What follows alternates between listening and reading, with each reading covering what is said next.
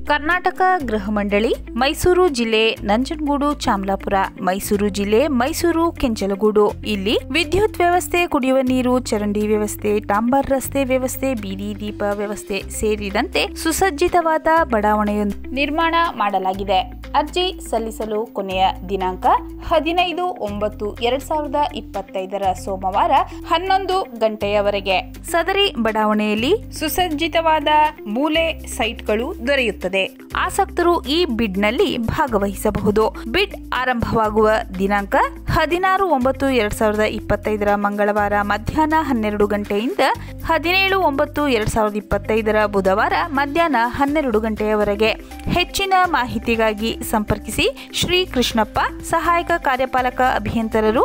Mobile ಸಂಖ್ಯೆ 9845500289. ಶ್ರೀಮತಿ ರಾಧಾ, ಕಂದಾಯ ಅಧಿಕಾರಿ. ಮೊಬೈಲ್ ಸಂಖ್ಯೆ 9916091128.